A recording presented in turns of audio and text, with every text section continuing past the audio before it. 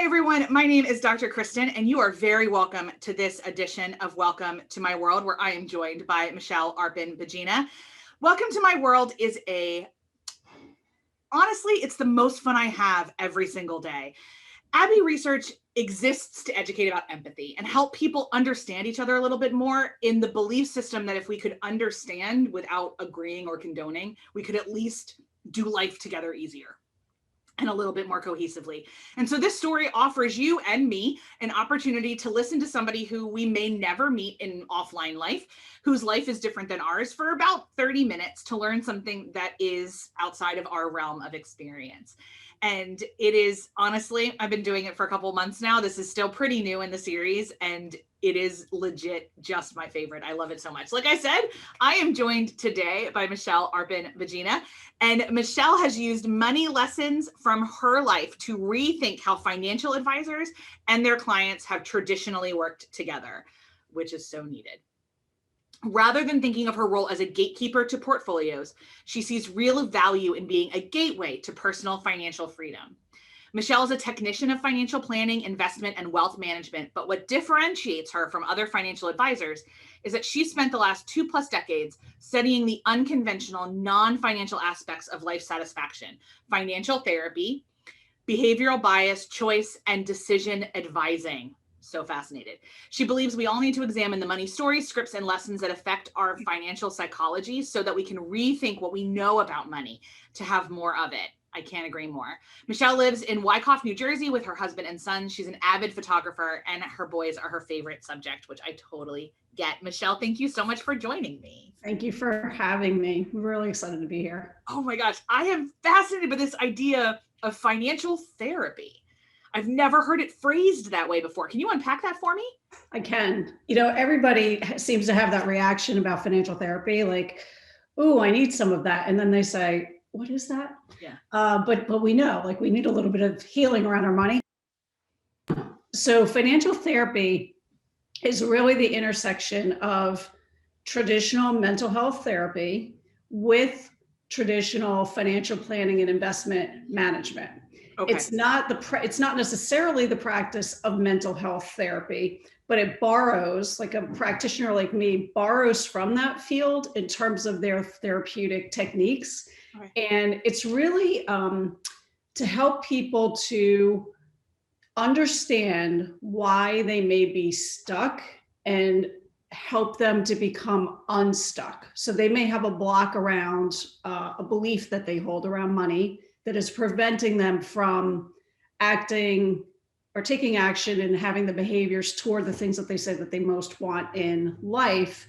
There's usually something going on below the surface. So when you can start to surface that, sometimes that's enough to get them to begin to act, as I said, in ways that align with what they actually want to have in their lives. Makes sense. What kind of, like, when you say blocks about things, like, what do you mean? Can you give me some examples? Yeah. So a lot of it comes from, a lot of blocks are really based on what do we believe around money. Okay.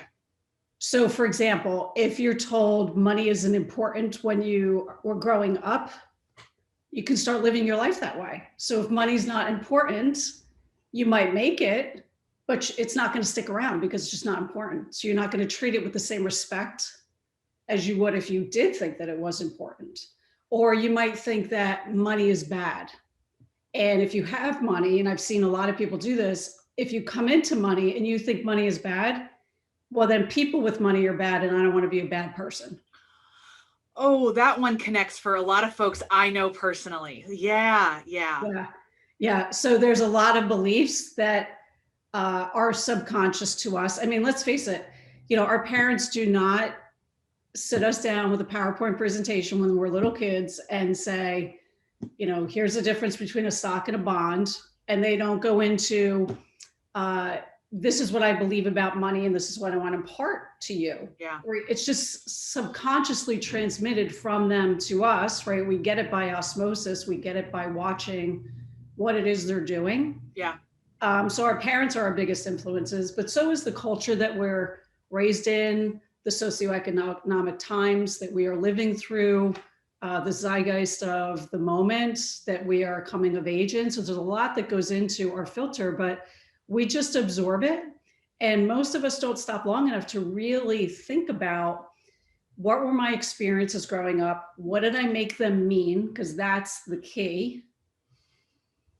And what beliefs did I form out of my very limited understanding of what was happening to me, what I was experiencing, etc. And we just go about our lives really without examining some of the root causes of our behavior. It's fascinating as you're talking, because it's so, I come from a family business, and so we talked about money as family, like a little bit differently than some of my friends who didn't have family businesses. Like we had to, I think we were forced to have conversations in a different language than some of my other friends. Mm-hmm. And I understood that we were a new business and that money was tight, but that it was needed. And like, I kind of had, from a young age, I understood what life looked like before money was tight and then after money was tight and kind of all those things. But I didn't sit down and really think about what money meant until I was applying for my first job and needed to figure out if the salary was appropriate. Mm-hmm. And yet, so I feel like I was given this leg up and I still didn't do it appropriately, because I definitely had the opinion that like, oh, you don't need a financial advisor till you're worth like $30 million or something. But no, you need a financial advisor like the minute you start to make your own money. Like, Yeah, it's an immediate thing. Yeah.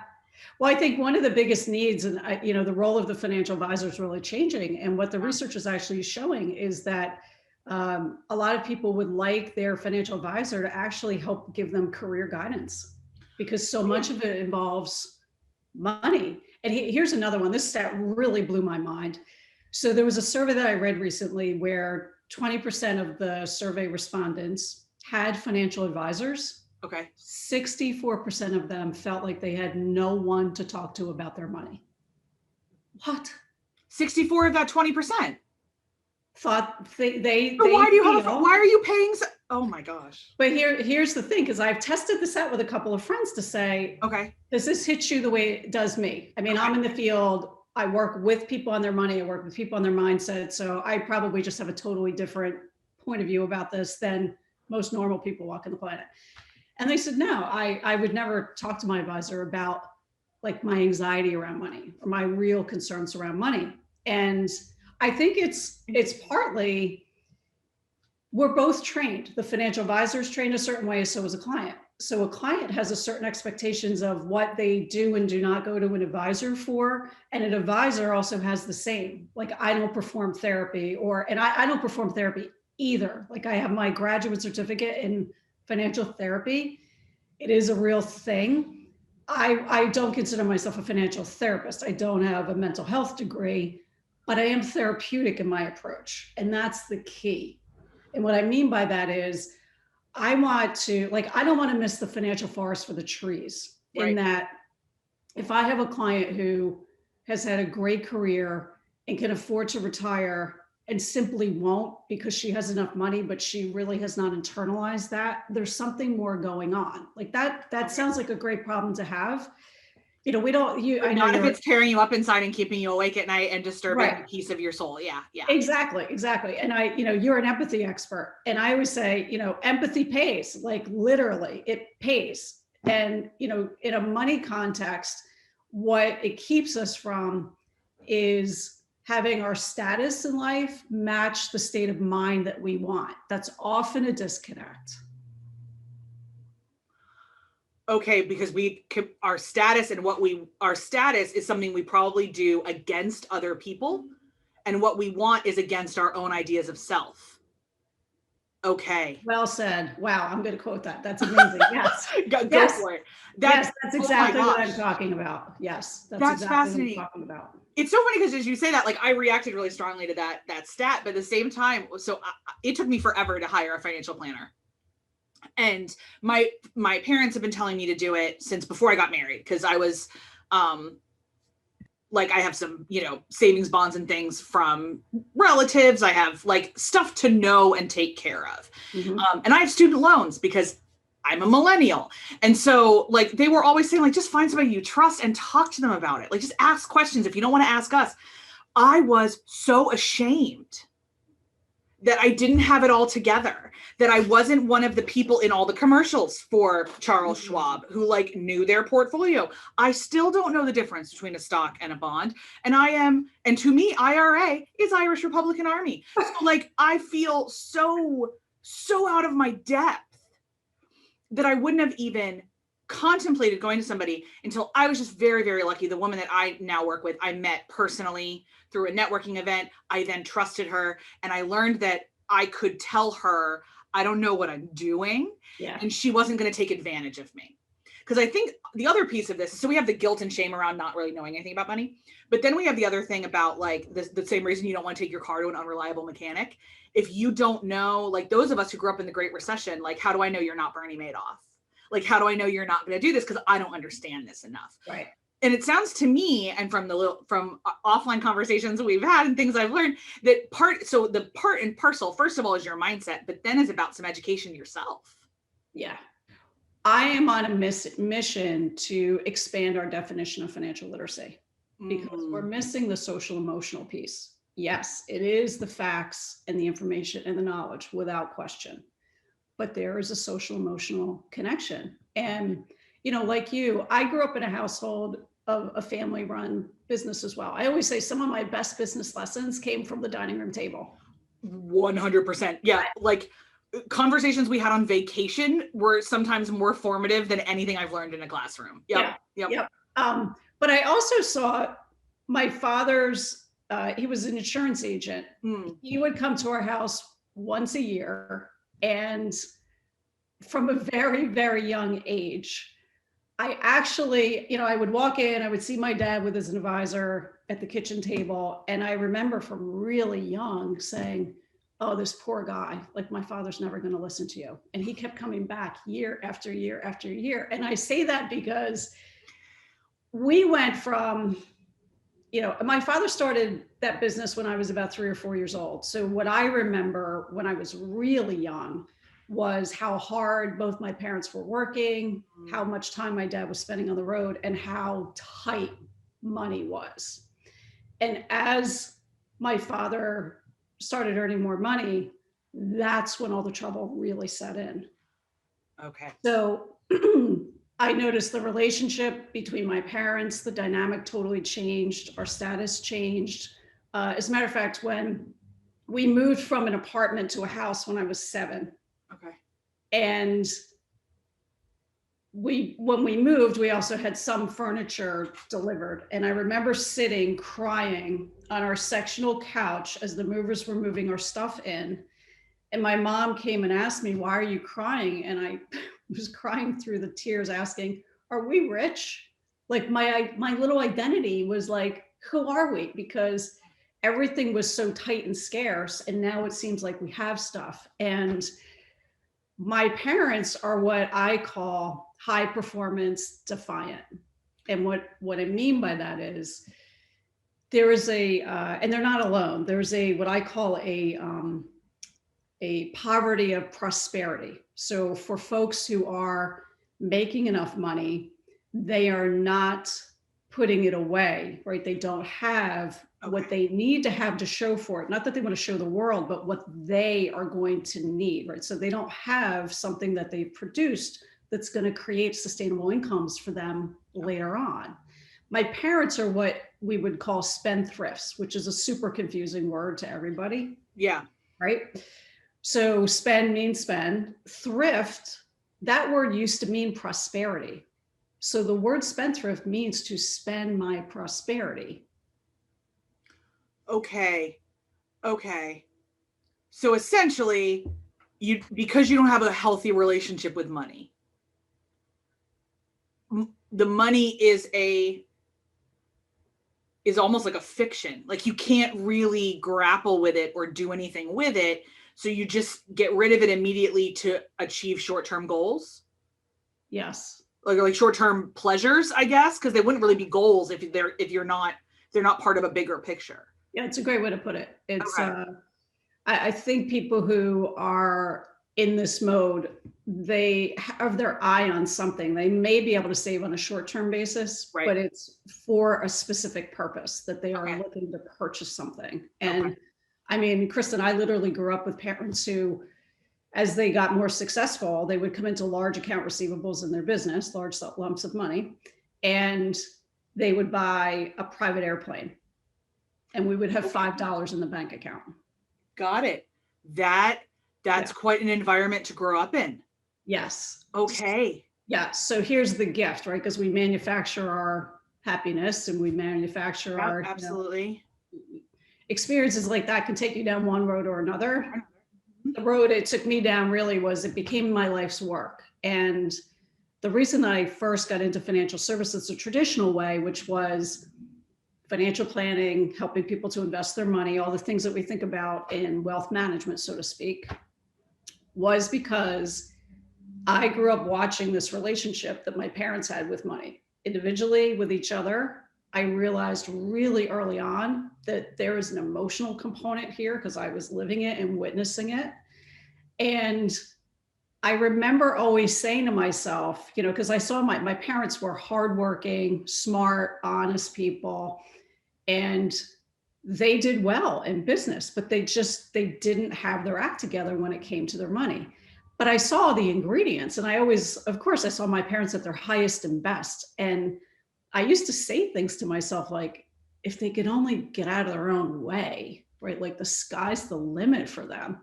So what I ended up doing for a living and my whole life's work really is about giving people that part of myself that didn't have the power to give to my parents, even though I desperately wanted to. And I think that there is this part of America that people are making a good living and they're not preparing themselves. And no one out there is telling them it's not your fault. Because nobody's teaching us that it's not about knowing the facts and the figures. That's important, but there's a whole other side of the equation that you have to marry the two. Then you've got some power. That's amazing. This connects in my brain, but I was reading a novel last night where there was a ransom, like someone was kidnapped and there was ransom. And it's one of the things that always gets me is how people don't understand the difference between assets and cash too. So they're like, well, I want $2 million immediately. And like, nobody has that in cash lying around. I need it like within the next 24 hours. And the guy's like, I don't have that. And they're like, you just signed a $45 million hockey contract. And he's like, right. I don't carry $2 million in cash. And that is something that I was lucky enough to be raised with. Was we would see something around, our neighborhood or around something. And my dad would be very careful to be like, that is probably bought on credit cards. And so it's not actually a sign of wealth necessarily. It's a sign of status. Right. And so he was very conscious of that. He grew up very blue collar, working class, union family, and made different choices than his parents did because he was able to, because of the choices they made. And we're a pretty typical, second, third generation immigrant story, that kind of trajectory. But it fascinates me the way that you're able to say, we need the facts and figures for sure. Like, people need to understand the difference between cash and assets. I mean, and no one does, because we're never taught. That's right. We're never taught. And if we're also taught, if you aren't a millionaire, you don't need to know. And so if you know too much about money, that means that you're like hoity-toity somehow. And this is this really weird American relationship with money that does not exist a lot of other places, that probably has something to do with the puritanical underpinnings of our entire culture. But we also need, so really there's like three components from what I'm hearing, what you're saying. So you need the facts and the figures. You need the gut stuff. And then you've got to have somebody you trust as well, because you can't know all the facts and figures. That's right. So financial planning is definitely something we're not meant to do alone. I don't think. I think it's pretty complicated. I mean, I've been studying it for 25 years and I'm constantly lost. Like, I get emails from and she's like, do you want to make this decision? I said, does it make sense for me? She's like, I think so. I was like, go with your gut. And I have quite a few clients who fall into that camp too. And I always caution and say, okay, let's just make sure you understand what we're doing. Yes. And mine does the same thing, which is why I hired her. Like, you know what? I don't want anybody that I work with where someone says, add questions, well, why did you do this or why did you do that? Like, I want them to be able to answer the question for themselves, not because they're talking to anybody else, but because they need that knowledge. And it's really, we need to put money in the context of people's lives, because I love that. The relationship that we have with it, and I always say it's so weird that we're talking about money and we say that we have a relationship with it, but because it's an inanimate object, right? It shows no signs of life. Yeah.